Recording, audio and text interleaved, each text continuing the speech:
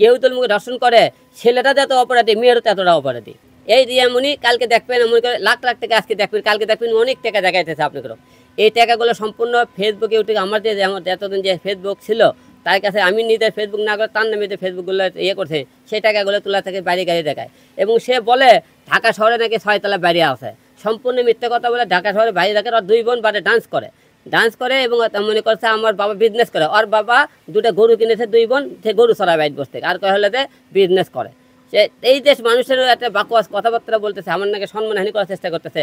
অবশ্যই এটার জন্য তাদের বিরুদ্ধে অবশ্যই আমি আগামীকাল ঢাকায় যাব, ঢাকায় গিয়ে তাদের বিরুদ্ধে ব্যবস্থা নেব।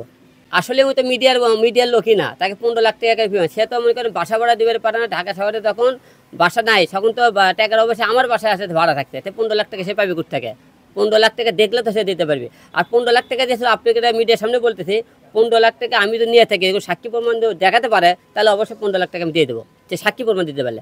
যে কোনো জিনিসই সে তো মনে করেন যে সমস্ত কথাবার্তা বলতেছে সে যদি প্রমাণ দিতে পারে, আমি আপনাদের মধ্যে কথা বলতেছি, আমি সব কথা আপনাকে আইন আদালতে যে শাস্তি হবে মাঠে পেতে নেবো। আদালত এই সমস্ত কথা সে প্রমাণিত না করতে পারে তাহলে কিন্তু তাদেরকে কিন্তু শাস্তি হতে হবে।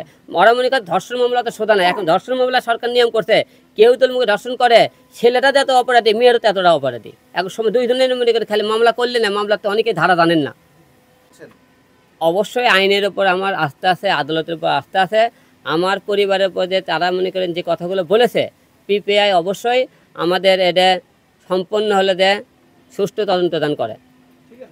আসলে হিরো আলম শুরু থেকে কোনো রাজনৈতিক দলের সাথে যুক্ত ছিল না।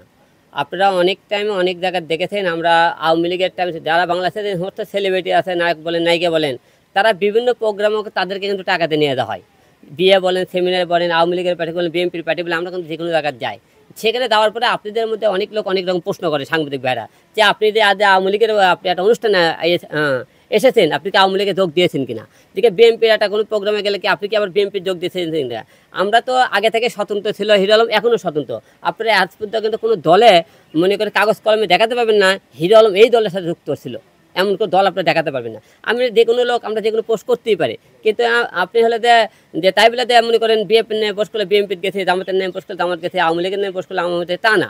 আমরা যেহেতু আমরা পাবলিক ফিগার, আমাদেরকে লোকজন ফলো করে, দেশের যে কোনো ভালো মন্দ কথা আমরা অবশ্যই আমাদের পেজে কিন্তু লিখতে পারি।